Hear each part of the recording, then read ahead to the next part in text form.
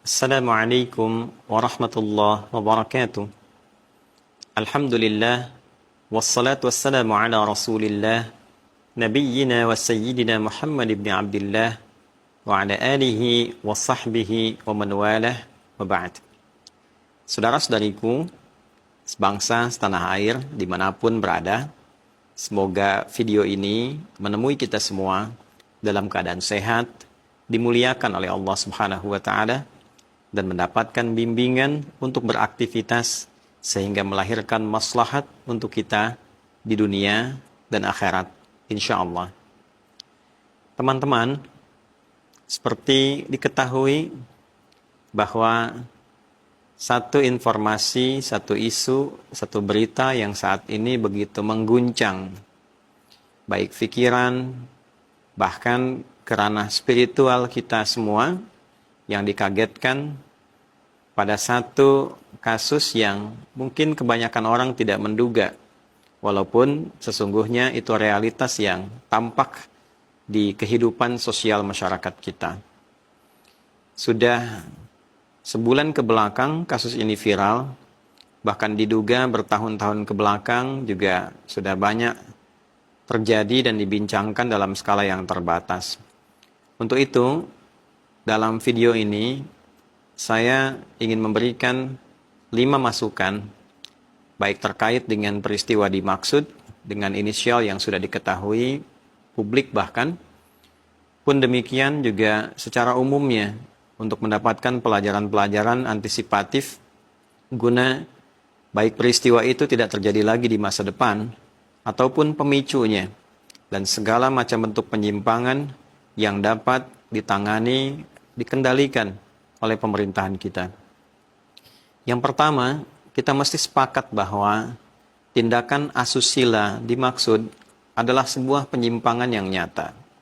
Satu tindakan kriminal yang sangat membahayakan, memupus masa depan, dan berpotensi juga melahirkan penyakit-penyakit turunan baru. Oleh karena itu, saya menghimbau kepada siapapun, tidak hanya inisial SAM dalam hal ini yang banyak dibincangkan kini dan terbuka di ranah publik, tapi kepada siapapun yang terjangkit lewat penyakit itu, tindakan penyimpangan itu, kembalilah pada perilaku yang baik. Bertobatlah dengan taubat yang benar, apapun keyakinannya. Boleh jadi muslim, boleh jadi non-muslim, itu adalah tindakan yang sangat berbahaya, perilaku yang sangat menyimpang. Penyimpangan seksual yang membahayakan, baik untuk pribadi, untuk keluarga, bahkan untuk kehidupan berbangsa dan bernegara. Saya ingin menyentuh di bagian pertama ini untuk saudara atau bahkan saudari sekalian. Tentu jika Anda seorang anak, terfikirkanlah akan orang tua. Tidak ada orang tua yang ridha dengan perilaku demikian. Jika Anda seorang suami, terfikirlah kepada istri. Jika Anda seorang ayah, terfikirlah kepada anak-anak. Bagaimana keluarga akan terluka? Bagaimana anak-anak bisa menanggung beban? Pun demikian dengan keluarga besar. Perbuatan ini termasuk perbuatan yang bukan hanya tercela, tapi juga menghancurkan orang-orang terdekat atau kenalan-kenalan di sekitaran kita. Maka kembalilah, belajarlah untuk bisa mengevaluasi diri, dan mencoba untuk berobat, mencoba untuk sembuh, mencoba untuk kembali ke jalan yang benar. Tentu sepanjang ajal masih belum sampai di kerongkongan, masih ada kesempatan dan hak kita untuk menjadi lebih baik dibandingkan dengan sebelumnya. Tidak hanya untuk inisial yang sekarang ramai diperbincangkan, tapi untuk siapapun yang boleh jadi terjangkiti dengan penyakit, penyimpangan atau kelainan seksual dimaksud, agar kembali lagi kepada keadaan dengan fitrahnya yang baik. Untuk laki-laki, pun demikian perempuan, LGBT itu penyimpangan. LGBT itu bukan sesuatu yang biasa. Jangan penyimpangan dimaksud dinormalisasi, karena membahayakan baik untuk pribadi ataupun untuk kehidupan sosial. Yang kedua, saya juga memberikan saran kepada pemerintah yang menangani hal-hal terkait, baik itu Kementerian Kesehatan, Kementerian Sosial khususnya, pun juga Kementerian Agama, dalam hal ini memberikan perhatian yang serius. Ini adalah di antara puncak gunung es yang menjadi tanda alarm yang sangat bahaya bahwa perilaku penyimpangan ini bila kita perhatikan dalam kehidupan sosial kita sudah banyak menyebar. Diakui atau tidak, ini sudah menjadi rahasia publik. Bagaimana video-video, konten-konten yang tampil di media sosial dan bisa diakses oleh lintas usia bahkan. Sebagian menjadi sesuatu yang biasa seperti tontonan yang wajarnya seakan-akan ada proses normalisasi disadari atau tidak. Saya ingin memberikan satu pengingat bahwa cita-cita Indonesia Emas 2045 itu tinggal 19 tahun lagi. Waktu yang tak terasa terus berjalan, durasi yang semakin singkat. Kita ingin keadaan bangsa yang kuat, yang kokoh, itu tidak mungkin bisa dicapai kecuali menyiapkan generasi yang kuat juga. Generasi yang kuat secara fisik, generasi yang kuat secara intelektual, secara spiritual, yang disarikan dalam dasar-dasar Pancasila itu. Dia berketuhanan yang Maha Esa. Spiritualnya kuat. Berkemanusiaan yang adil dan beradab. Jiwa kemanusiaan. Baik laki-laki, perempuan, dilatih dengan adab yang berkeadilan. Persatuan Indonesia. Jadi kalau setiap individunya sudah baik, di keluarganya bagus, dan itu dengan sendirinya akan menyatukan elemen-elemen bangsa ini untuk bersatu. Baru kemudian kita bicara pada sila yang keempat.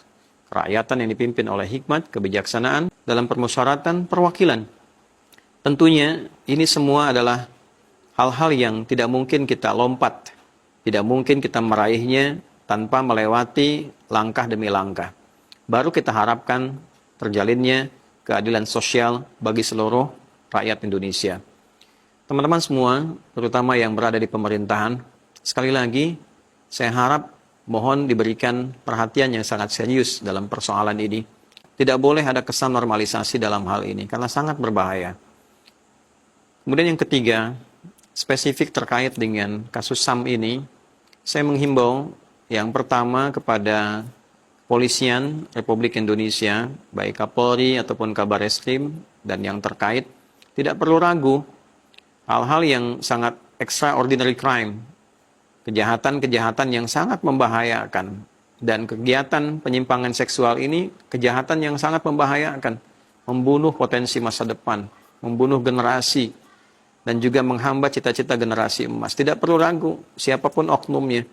Hal-hal yang melekat di dalamnya, apalagi gelar-gelar misalnya agama tertentu, ataupun misalnya spesifik di Islam, mau dipanggil ustadzkah, kiai-kah, syekhkah, ketika dia menyimpang, maka semua sama di hadapan hukum.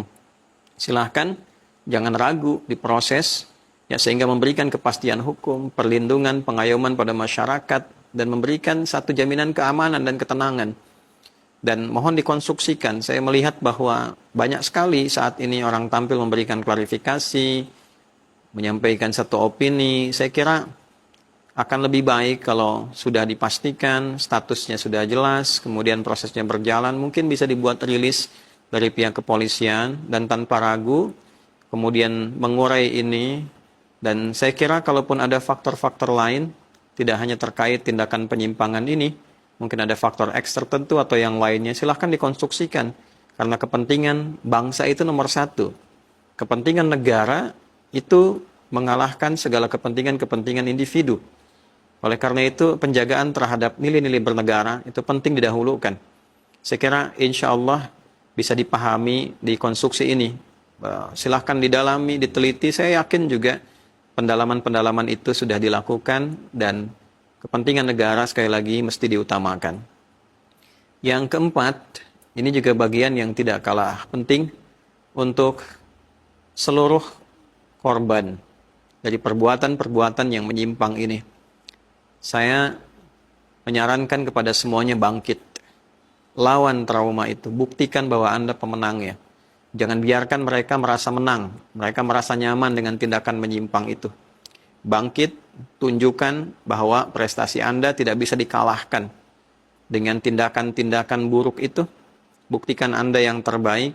Buktikan itu menjadi energi untuk kembali melahirkan kekuatan positif yang kelak itu bisa menginspirasi Anda menjadi pribadi yang lebih kuat, pribadi yang lebih kokoh, dan dengan kekuatan itu tularkanlah semangat-semangat keberanian kepada generasi berikutnya. Bangkit, lanjutkan studi, lanjutkan belajar, berikan kontribusi untuk bangsa ini di masa depan, sehingga menjadi bangsa yang kuat, yang kokoh, yang baik.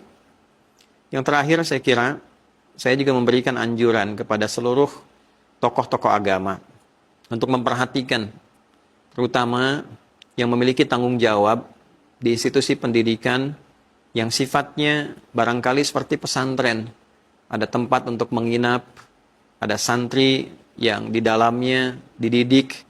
Kita berikan perhatian yang lebih, berikan pendidikan. Dalam dunia pesantren tentu ada fikih munakahat dan sangat jelas. Mentalitas ditekankan kembali, dikuatkan kembali. Dan juga tokoh-tokoh agama, juga tokoh-tokoh di ormas, saya kira saatnya berfokus ya untuk memberikan perhatian yang kuat, mendidik kembali generasi-generasi Islam yang baik bagi umat Islam, sehingga bisa berkontribusi dalam nuansa kehidupan yang sekarang lebih kompleks persoalannya. Tidak mungkin bisa diatasi kecuali generasi-generasi Indonesia ini sudah memiliki kekuatan pikiran, kekuatan fisik, dan kekuatan spiritual yang baik. Untuk itu, sekali lagi, saya menghimbau semua kita bekerja sama untuk fokus pada satu penguatan yang sifatnya positif. Dan ingat juga kepada masyarakat, jangan disimpulkan bahwa bila ada satu oknum yang terlihat misalnya seperti orang luar, punya karisma, lantas semuanya sama. Tidak. Mungkin banyak sekali syekh-syekh lain yang baik-baik, yang sedang bertugas di sini, yang bekerja sama. Jangan juga disimpulkan bahwa bila satu ini terjadi, yang lainnya berpotensi melakukan serupa. Na'udzubillah, belum tentu. Tapi juga harus dibangun mental yang kuat. Jangan sampai berlebihan juga. Jangan disimpulkan kalau ada orang-orang dari luar, apakah dari Arab, ataukah dari Eropa, dari Barat, ya, seakan-akan datang itu langsung kita kemudian menjadi, ya, seakan mentalnya melemah, gitu kan? Seakan akan itu sosok yang harus diagungkan dan sebagainya. Tidak. Lihat latar belakangnya, lihat kemampuannya juga, ya. Jadi tampilkan mental bangga sebagai orang Indonesia, belajar yang kuat, ya. Tampilkan kebanggaan bahwa kita ini sebetulnya negara yang kuat, negara yang kaya. Hanya jangan sampai kemampuan kita, potensi kita itu mesti muncul dengan adanya musibah-musibah seperti ini dulu. Tidak. Kita mulai dari sekarang, siapkan diri kita, kemudian dekatkan diri kita kepada Allah Subhanahu wa Ta'ala. Selalu, jangan tinggalkan sholat. Kembali kepada Allah, baca Al-Quran, pelajari Al-Quran, dan tanamkan kecintaan kepada bangsa, kepada negara untuk memperbaiki dalam nilai-nilai kebaikan. Terima kasih, semoga bermanfaat. Dan maafkan saya bila ada hal-hal yang kurang berkenan. Demikian, subhanakallahumma rabbana wa bihamdika, asyhadu an la ilaha illa anta nastaghfiruka wa natubu ilaik. Alhamdulillahi rabbil alamin. Assalamualaikum warahmatullahi wabarakatuh.